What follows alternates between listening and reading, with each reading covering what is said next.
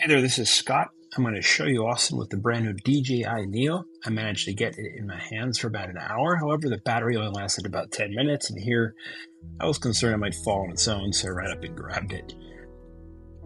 All the clips I'm showing you here in this video are set to 4K 30 frames per second, which is a slight upgrade from the 2.7K 30 from the Hover X1, for example. Here is going to be how you turn the Neo on. It does tell you to remove the gimbal protector, which is interesting, as well as tapping twice, but you actually have to tap once, then hold it the second time to get it to connect, and then it's going to find your device. This is all, by the way, in the DJI Fly app, which you want to download for free from your app store, and it's going to go ahead and connect it. And once you join your Wi-Fi, which you definitely want to say yes, it's going to show you this coming screen, which will show you you're connected and ready to fly.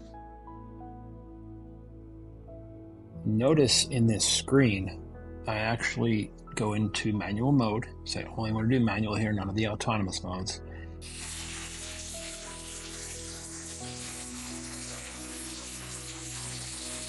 Take off. And you'll see the joystick area on the left is for the position. It could basically be your up, down, rotate left, rotate right. The right side is your forward, backward, move right, move left, which is more like a sliding motion right, sliding motion left. Here I'm just kind of getting used to the controls, which, by the way, were very difficult to see in the bright sun, even with sunglasses and even with shade. You can see that light gray color. I think it should definitely be a brighter or darker color. But here you're going to see I'm just kind of jostling around, getting used to the different controls.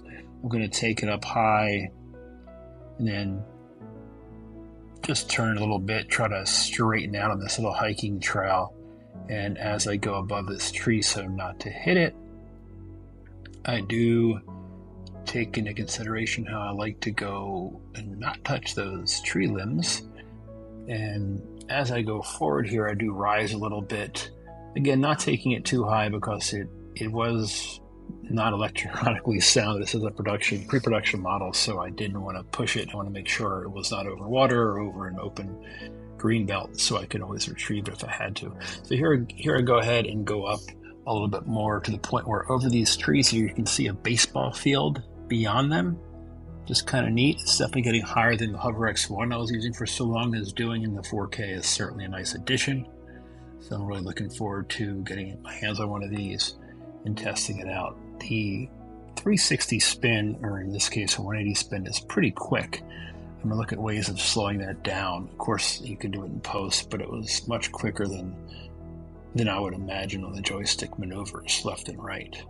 Didn't pump in any audio here. As you can see, the button to the left of the red record button is going to be where you can toggle between video and photo.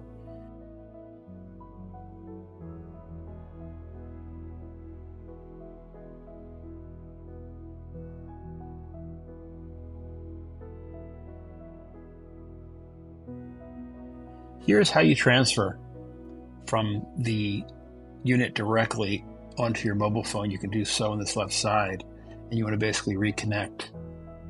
They do have a batch transfer feature once you reconnect and get into your album, which you're going to see how I did try that, and it actually did not complete that process. But when I went back in and downloaded one by one, it was fine. However, it did have some misconnections. I'm not sure if it was the fact that it wasn't fully charged at this point or what have you, but you do reconnect and go to your album at the bottom left.